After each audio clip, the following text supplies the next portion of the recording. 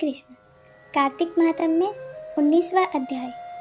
राजा पृथु ने कहा, हे देवर्षि, अब आप यह कहिए कि भगवान विष्णु ने वहां जाकर क्या किया तथा जलंधर की पत्नी का पतिव्रत कैसे भ्रष्ट हुआ। नारद जी बोले, जलंधर के नगर में जाकर भगवान विष्णु ने उसकी पतिव्रता स्त्री वृंदा का पतिव्रत भंग करने का विचार किया। वह उसके नगर में एक उद्यान में जाकर ठहर गए और रात में उसको स्वप्न दिया। वह अपनी माया और अद्भुत कार्य पद्धति थी। और फिर उनकी माया द्वारा जलंधर पत्नी पतिव्रत वृंदा ने रात में ये स्वप्न देखा कि उसकी पति नग्न होकर सिर पर तेल लगाए महिष पर चढ़ा है।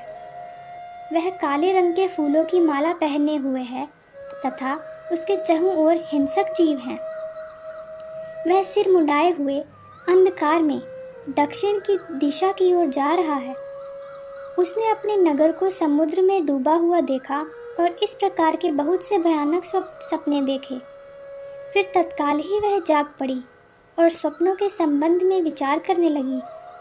इतने में उसने सूर्य उदय होते हुए देखा तो उसमें उसे एक छिद्र दिखाई दिया तथा वह कांतिहीन था।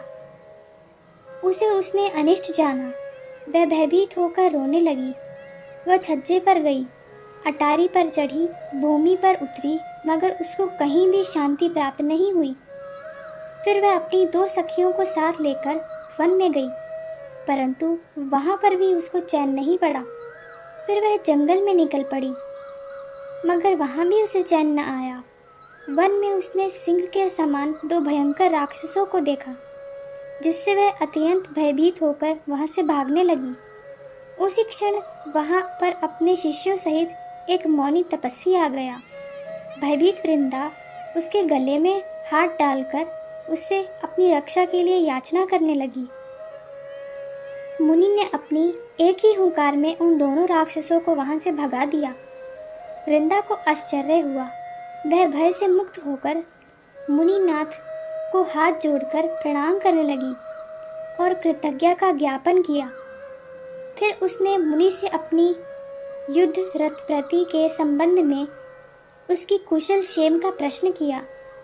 मुनि ने मौन होकर आगे पीछे देखकर कुछ कहना ही चाहा कि उसी समय 2 वानर मुनि के समझ आकर हाथ जोड़कर खड़े हो गए और जो ही मुनि ने भ्रिकुटी संकेत किया त्यों ही वह उड़कर आकाश में चले गए।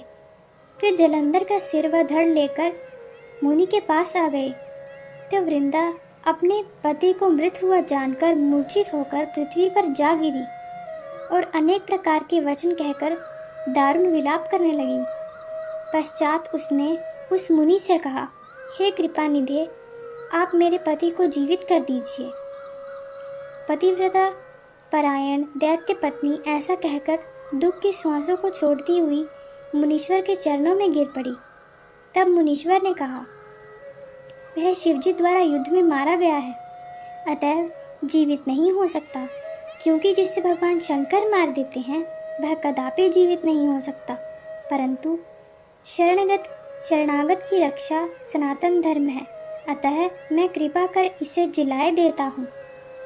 नारद जी कहते हैं कि वह मुनि साक्षात विष्णु ही थे, जिन्होंने कि यह सब माया फैला रखी थी। वह वृंदा के पति को जीवित करके अंतर्ध्यान हो गए। जलंधर ने उठकर वृंदा का आलिंगन किया और उसका मुख चूमा। वृंदा भी अपने पति को जीवित हुआ देखकर अत्यंत हर्षित हुई और अब तक हुई सब बातों को स्वप्न समझा। पश्चात वृंदा सकाम हो बहुत दिन तक उसी वन में अपने पति के साथ विहार करती रही। फिर एक दिन उसने सूरत एवं संभोग काल के अंत में भगवान विष्णु को पहचान लिया, अतः उन्हें ताड़ित करती हुई बोली, हे पराई स्त्री के गमन वाले विष्णु, तुम्हारे शील को धिक्कार है। मैंने जान लिया कि वह मायावती तपस्वी तुम ही थे। हे राजन, ऐसा कहकर परम क्रुद्ध हो पतिव्रता वृंदा ने अपने तेज को प्रकट करते हुए शाप दिया। जो तुमने अपनी माया से 2 राक्षस मुझे दिखाए थे, वही दोनों राक्षस किसी समय तुम्हारी भी स्त्री का हरण करेंगे और उसके विरह में दुखी होकर तुम वानरों की सहायता से वन में भ्रमण करोगे और यह सर्वेश्वर जो इस समय तुम्हारा शिष्य बना है, यह वहाँ तुम्हारा साथी रहेगा। ऐसा कहकर पतिव्रता वृंदा भगवान विष्णु के लाख मना करने पर भी अग्नि में प्रवेश कर गई। ब्रह्मा आदि देवता आकाश से उसका प्रवेश देखते रहे। वृंदा के शरीर का तेज श्री पार्वती जी के शरीर में चला गया और आकाश से जय जय शब्द होने लगा। पतिव्रत धर्म के प्रभाव से वृंदा ने मुक्ति प्राप्त की। राधे कृष्ण।